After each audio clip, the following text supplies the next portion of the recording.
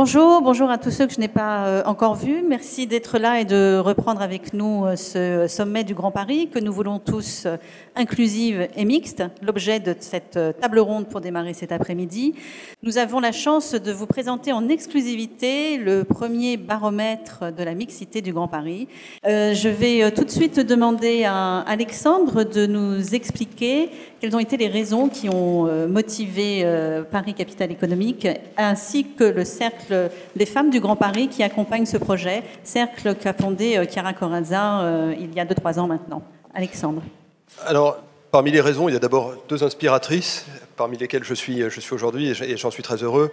Quand je suis arrivé à Paris-Île-de-France, capitale économique, Chiara avait créé le Cercle des femmes du Grand Paris, justement pour souligner cette dimension de mixité dans la réalisation du projet du Grand Paris. Et puis Mireille Faugère nous avait souligné dès les débuts de ce projet, dès les débuts de l'activité du Cercle des femmes du Grand Paris, combien il serait utile de pouvoir mesurer cette place de la mixité dans le projet du Grand Paris. Et donc c'était sur la base de ces deux initiatives qu'on a fait ces travaux, et je suis particulièrement content de le présenter aujourd'hui autour d'elle.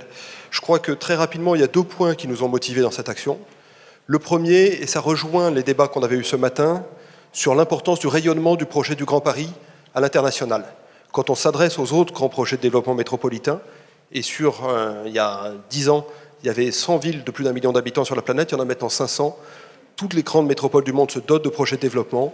Le Grand Paris est identifié pour cela, et on veut qu'il soit identifié parmi ces grands projets de développement métropolitain, non seulement pour son excellence technique, mais aussi pour l'importance qu'il accorde à des sujets comme celui de la mixité.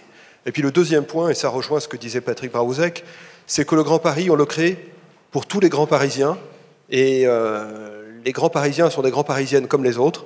Et donc évidemment, dans cette réalisation du projet du Grand Paris, il était indispensable de reconnaître et de conférer toute leur place aux femmes dans la construction de ce grand projet métropolitain, parce que si on veut que le projet du Grand Paris soit fait pour tous, qui s'adresse à tous, eh bien, il faut qu'il soit fait avec le concours de tous, et donc en incluant la mixité au plus haut niveau possible. Et donc c'est pour ça qu'on a voulu faire ce baromètre, parce que commencer à suivre un indicateur, c'est se donner une vigie d'exigence pour être sûr d'avancer sur le bon chemin. Et voilà, c'est une première étape, c'est un premier point d'observation. Ça nous donne à la fois la situation actuelle et la marge de progression. Et on se donne rendez-vous chaque année pour pouvoir suivre les progrès et l'évolution. Merci beaucoup Alexandre. Je vais juste rappeler 2 chiffres avant de donner la parole à Mireille. Aujourd'hui, dans les conseils d'administration, il y a 42% de femmes. On le sait, hein, la plupart d'entre vous le savent ici, il y a quelques lois qui sont passées ces dernières années pour cela. Et quand on va dans les conseils exécutifs, dans les comités exécutifs, malheureusement, je redis le chiffre parce qu'il m'étonne toujours, nous sommes à 14,5% de femmes dans les conseils exécutifs. Mireille, je vous donne la parole pour commenter ces chiffres. Merci beaucoup Valérie. Donc, comme le disait Alexandre, il faut quelques chiffres pour pouvoir documenter nos sujets. Et ce chiffre de plus de 40% de femmes dans les conseils d'administration, ça doit vous rappeler une loi importante, qui est la loi Copé-Zimmermann, qui a commencé à être discutée vers les années 2008 et qui a été votée ensuite, et qui était une loi qui s'imposait aux entreprises cotées et qui faisait qu'il y avait comme objectif une mixité progressive dans les conseils d'administration, d'abord 20%, puis après 40% de femmes dans les conseils d'administration. Et quand on regarde les résultats, on voit finalement que 10 petites années après, on arrive à 42% qui sont là des résultats d'entreprises cotées. En revanche, dès qu'il n'y a pas de loi, les résultats se dégradent. C'est moins bien pour les entreprises du SBF 120 qui ne sont pas visées par la loi, et c'est encore moins bien pour les ETI et les PME. Et donc en fait on voit bien que quand on a un dispositif contraignant, tout le monde fait attention, et quand il n'y a pas de dispositif contraignant, c'est beaucoup moins naturel. Et d'ailleurs le résultat qui est dans les comités exécutifs est un résultat qui est décevant de ce point de vue-là, parce que les mêmes entreprises ont très peu de femmes dans leur comité exécutif, alors qu'elles ont 40% de femmes dans leur conseil d'administration. Donc, dans la sphère publique, il y a eu aussi une loi qui a imposé une attention portée à la mixité, qui est la loi Sauvadet, Donc la loi Sauvadet a été passée assez tardivement par rapport à la loi Copé-Zimmermann. Elle a été passée en 2012, juste avant le changement de gouvernement. Et dans cette loi Sauvadet, il était demandé dans la sphère publique d'avoir des objectifs de résultats dans la nomination des femmes à des postes de responsabilité.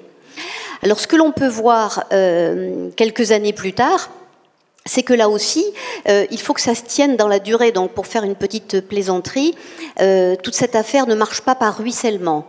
C'est-à-dire que c'est pas parce que vous avez, par exemple, des ministres qui sont fortement paritaires, que vous avez des cabinets qui le sont, que vous avez des secrétariats généraux qui le sont, et que vous avez des directions d'administration centrale qui le sont.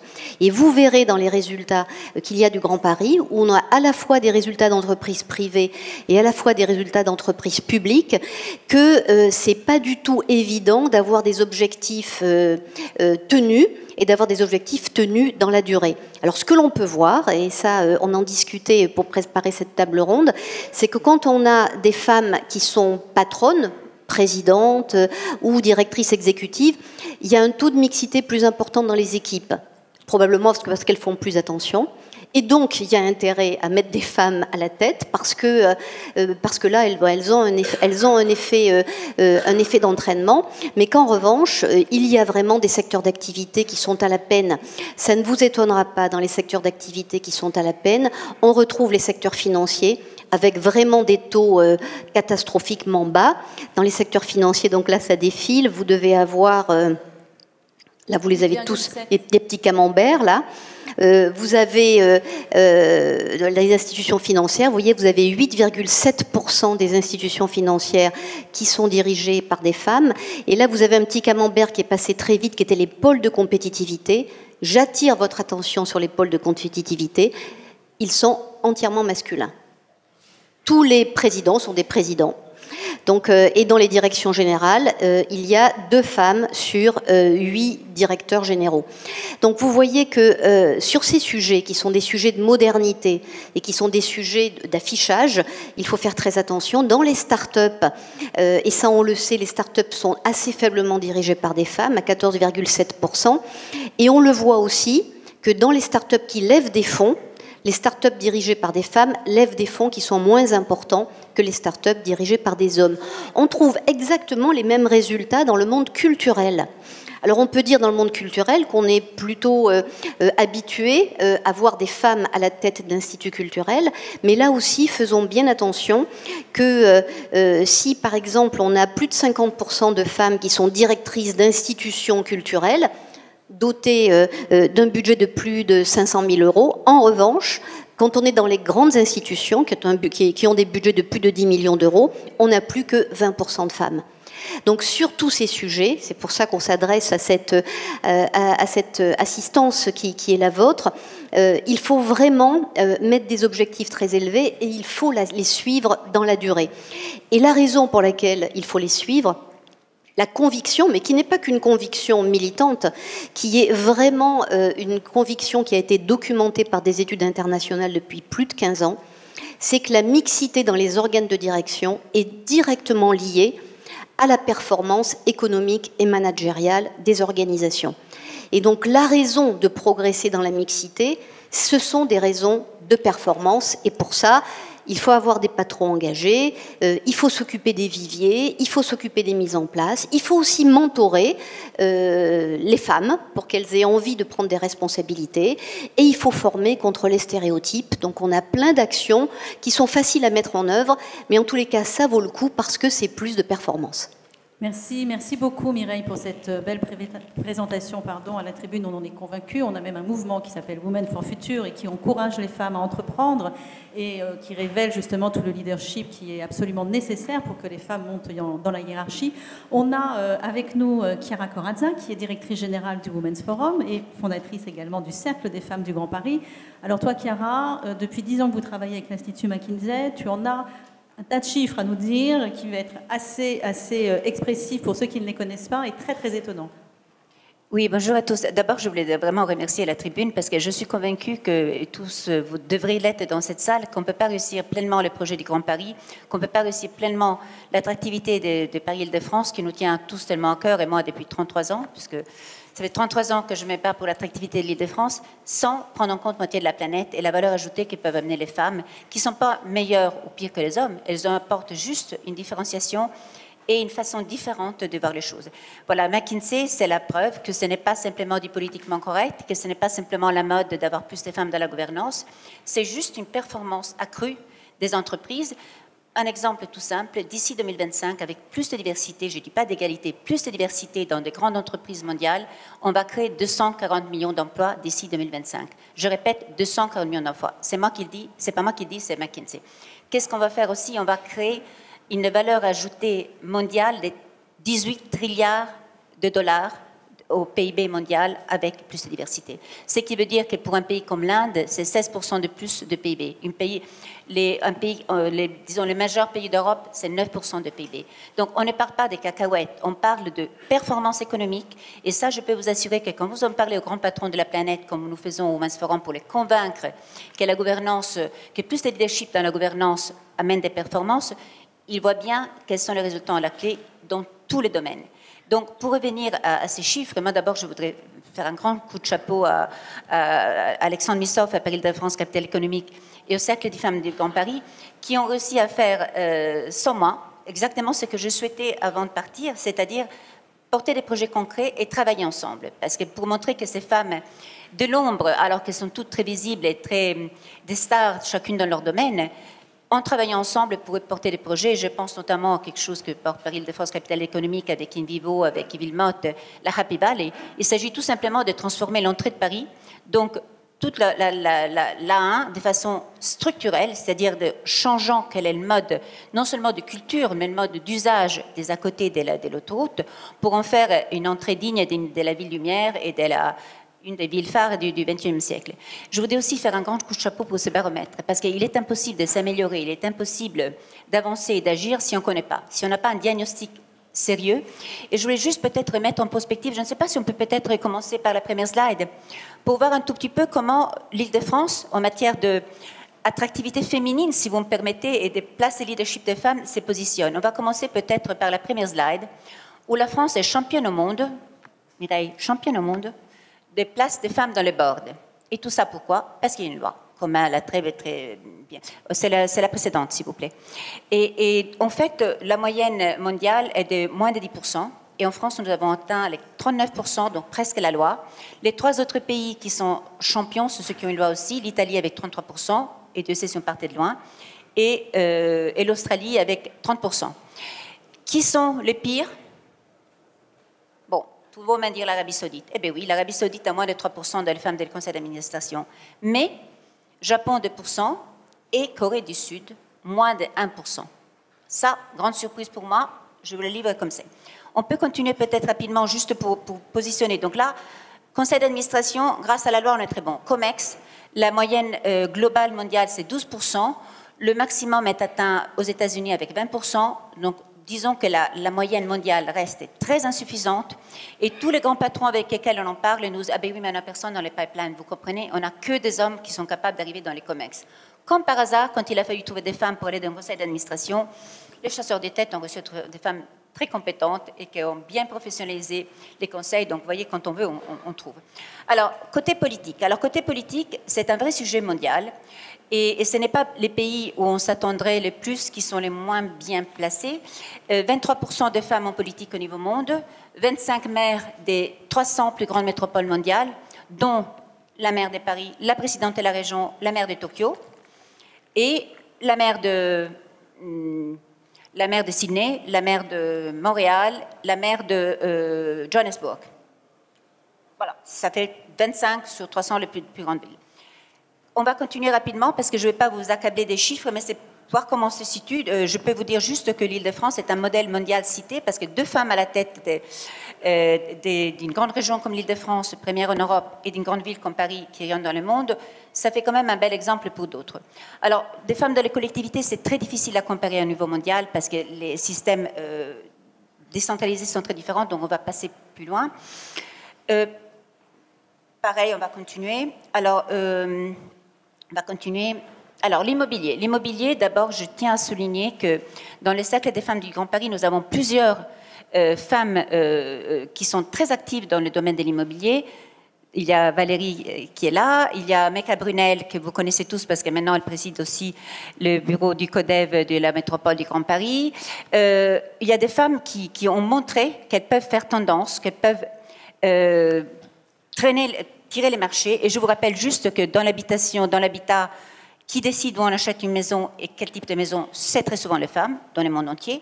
Et que de plus en plus, ça c'est une nouvelle tendance que je livre aux professionnels que vous êtes, de plus en plus, dans les grands groupes, c'est les femmes qui sont ou chefs des ressources humaines ou des rôles importants dans les boîtes qui décident quel type de bureau l'entreprise va occuper. Donc c'est comme très important de prendre en compte aussi la voix des femmes.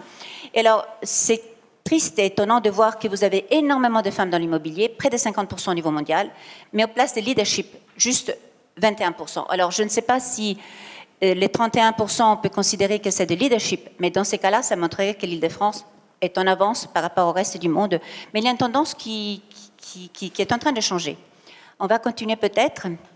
Alors, l'enseignement supérieur est par définition un métier de femme, c'est-à-dire que vous avez des statistiques mondiales qui font qu'il y a plus de 60% de femmes actives dans l'enseignement, mais quand vous cherchez des présidents, des deans et autres, on est à moins de 20% au niveau mondial. Donc, en Île-de-France, on est 26, 36, on est plutôt mieux que dans la moyenne mondiale. Là aussi, les statistiques, il faut les prendre, on ne peut pas compter une école un campus comme le MIT comparé à une grande école avec 1000 écoliers. Donc voilà, tout ça, comme disait Monique, il faudrait le pondérer en fonction du pouvoir réel. Mais disons que là, en termes de chiffres, on en est là. Alors, dans les organisations socio-économiques, je passe parce que je n'ai pas les statistiques. Alors, les transports. Alors moi, je dis à titre personnel, je suis extrêmement fière d'être administratrice de la RATP qui a à la tête pour la troisième fois consécutive une femme. Il y a Mme Hydrac, il y a Mme Borne, il y a maintenant Catherine Gouillard. Nous sommes une des rarissimes régions au monde qui avons une femme et à la tête de l'organisation de Île-de-France Mobilité, donc c'est Valérie Pécresse qui est à la tête, et à la tête de l'un des grands opérateurs mondiaux qui est la RATP.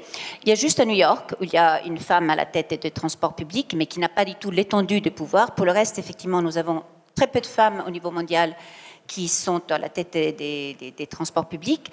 Et surtout, nous avons une pyramide complètement inversée. C'est-à-dire qu'au niveau mondial, comme en France, vous avez beaucoup de femmes en pourcentage à la tête de la pyramide et très peu à la base. C'est-à-dire qu'en fait, c'est des métiers qui recrutent extrêmement peu de femmes à la base, parce que les transports publics n'attirent pas beaucoup. Je vous donne juste une idée. En Europe, les femmes impliquées dans le transport routier et dans le transport ferroviaire sont moins de 14%.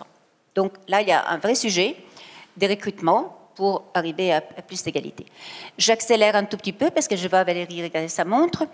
On va continuer donc sur des choses essentielles. Alors, les institutions financières, je disais tout à l'heure à Arnaud de Bresson que j'étais extrêmement étonnée de la sous-performance de la place financière qui est Paris en termes de femmes. Alors, je ne sais pas, certainement c'est des chiffres formidables et que donc j'aimerais bien les voir, mais c'est quand même une sous-représentation très forte des femmes dans les métiers financiers, alors que vous savez bien que dans le asset management, elles sont très recherchées, qu'elles surperforment entre 28 et 30% chaque fois qu'elles sont elles qui sont gestionnaires de fonds, et que donc, je suis très étonnée de voir que par rapport à la moyenne mondiale, qui est plutôt de 30% de femmes à des postes importants, patrons des banques, en Inde, en Turquie et dans d'autres pays importantes, par rapport à l'Île-de-France. Donc ça, progrès à faire, si significatif. Et puis, dernière slide, moi, il y a une chose qui je voudrais vraiment souligner, qui sera le mot de la conclusion, et qui n'étonnera pas Jean-Luc Pella, c'est que j'ai expérimenté beaucoup maintenant, depuis que je m'occupe du Women's Forum, qui pour moi est vraiment une plateforme d'influence pour pouvoir changer les choses en profondeur par la voix des femmes, la vision des femmes et la valeur ajoutée que nous pouvons amener. Il y a un endroit où nous sommes complètement absentes, et c'est juste là où ça se passe. Devinez-vous? Derrière les algorithmes. Qui est-ce qui est en train de changer le monde, qui va à une vitesse disruptive, comme on dit en bon français? Eh bien, c'est les ingénieurs, les 95% d'ingénieurs hommes qui sont derrière les algorithmes et qui sont en train de créer le monde du futur. Que ce soit la ville du futur, que ce soit la voiture autonome, que ce soit le robot avec lesquels on travaille au quotidien. Vous êtes tous beaucoup plus spécialistes que moi, mais vous voyez l'enjeu. Vous voyez qu'on est tout simplement en train de cloner avec la meilleure volonté du monde. Ces ingénieurs sont archi-performants, sont formidables, ils ont plein de bonnes intentions. Juste, il leur manque la différenciation qui fait que vous ne pouvez pas créer quelque chose que vous ne connaissez pas. Et pour moi, il est extrêmement dangereux de voir la peu de femmes scientifiques, mais je ne dis pas scientifiques seulement, chercheuses. Pour la petite histoire, au niveau monde, il n'y a que 7% de brevets qui sont issus des femmes qui inventent quelque chose de nouveau. Mais surtout, il n'y a que 28 de femmes ingénieures dans le monde. 28%. Sauf en Russie, bien entendu, merci à l'héritage communiste, ou en Asie centrale, 47%, et en Russie, 40%. Mais vous voyez l'avantage comparatif. Vous avez les Vinci, les Bouygues, les Alstom qui vous disent « je ne peux pas recruter des femmes parce qu'il n'y en a pas ». C'est vrai, il n'y en a pas. Donc le vrai enjeu, et ça je crois que c'est un travail collectif pour lequel la France peut avoir une longueur d'avance, nous sommes le pays héritier des Descartes.